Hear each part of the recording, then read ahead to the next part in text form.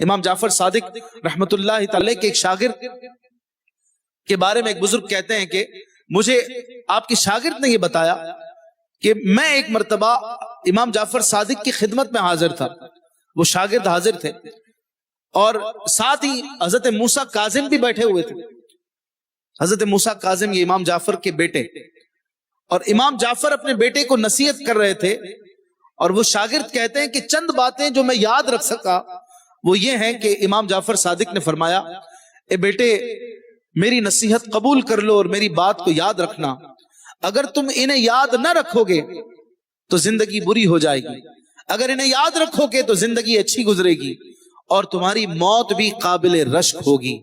امام جعفر صادق نے پھر نصیحت کرتے ہوئے اپنے بیٹے سے فرمایا کہ مالدار وہ ہے جو تقسیم الہی پر راضی رہے، اور جو دوسرے کے مال پر نظر رکھتا ہے وہ فقیری کی حالت میں ہی مرتا ہے۔ وہ کتنا ہی مالدار ہو جائے وہ پھر بھی کنگال ہی رہتا ہے، اس کا دل فقیر ہی رہتا ہے۔ تقسیم الہی پر راضی نہ رہنے والا گویا اللہ پاک کے فیصلے پر تہمت لگاتا ہے کہ اللہ تعالیٰ نے جس کو جو دیا وہ غلط دیا، معاذ اللہ۔ اپنی غلطی کو چھوٹا سمجھنے والا دوسرے کی غلطی کو بڑا سمجھتا ہے، اور دوسرے کی غلطی کو چھوٹا خیال کرنے والا اپنی غلطی کو بڑا سمجھتا ہے۔ یہ بھی نصیحت سے ہمیں سیکھنے کو ملا۔ ہم اپنے اندر قناعت پیدا کریں اور ہر حال میں اللہ پاک کا شکر ادا کریں اور اللہ تبارک و تعالیٰ کی رضا پر راضی رہیں۔ مزید امام جعفر صادق نے اپنے بیٹے کو نصیحت کرتے ہوئے فرمایا کہ اے میرے بیٹے، دوسرے کے عیبوں سے پردہ ہٹانے والے کے اپنے عیوب ظاہر ہو جاتے ہیں۔ بغاوت کی تلوار بلند کرنے والا اسی سے قتل کر دیا جاتا ہے۔ کسی کے لیے گڑھا کھودنے والا خود ہی اس میں جا گرتا ہے۔ بے وقوفوں کی صحبت میں بیٹھنے والا حقیر اور ذلیل ہو جاتا ہے۔ علماء کی صحبت میں بیٹھنے والا عزت پاتا ہے۔ برائی کے مقام پر جانے والے پر تہمت لگائی جاتی ہے۔ سبحان اللہ، کیسی پیاری پیاری نصیحتیں ہیں۔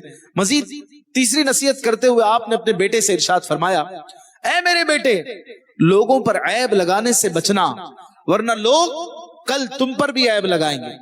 فضول باتوں سے بچنا، ورنہ ان کی وجہ سے تمہاری عزت میں کمی ہو جائے گی۔ سبحان اللہ۔ چوتھی نصیحت کرتے ہوئے آپ نے فرمایا، اے بیٹا، حق بات ہی کہنا، خواہ وہ تمہارے حق میں ہو یا تمہارے خلاف ہو، کیونکہ مذمت کا سامنا تمہیں اپنے دوستوں کی طرف سے ہی کرنا پڑے گا۔ اللہ اکبر۔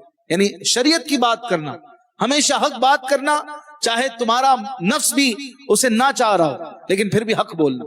پانچویں نصیحت کرتے ہوئے آپ فرماتے ہیں، اے میرے بیٹے، قرآن کی تلاوت کرتے رہنا، سلام کو عام کرنا، نیکی کا حکم دینا، برائی سے منع کرنا، جو تجھ سے تعلق توڑے تم اس سے رشتہ جوڑنا، جو تم سے بات نہ کرے تم اس سے بات کرنے میں پہل کرنا، جو تم سے مانگے اسے عطا کرنا، چغل خوری سے بچنا کہ یہ دلوں میں بغض پیدا کرتی ہے، لوگوں کے عیوب کے در پہ نہ ہونا کہ یہ چیز خود کو مذمت اور تہمت کا ہدف بنانے کے قائم مقام ہے۔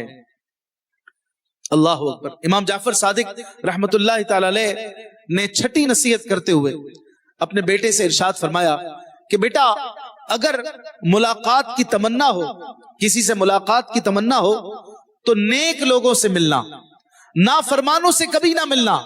نافرمان اس چٹان کی طرح ہے جس سے کبھی پانی نہیں نکلتا، ایسے درخت کی طرح ہیں جو کبھی پھلتا پھولتا نہیں، جو سرسبز و شاداب نہیں ہوتا، اور نافرمان ایسی زمین کی طرح ہے جس پر کبھی سبزہ نہیں اگتا۔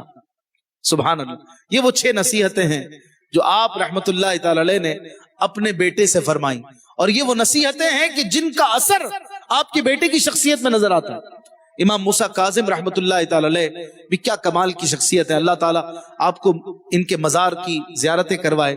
بقیع پاک میں حضرت امام جعفر صادق رحمت اللہ تعالی علیہ کا مزار ہے، اللہ ہم سب کو وہاں کے بھی جلوے دکھائے۔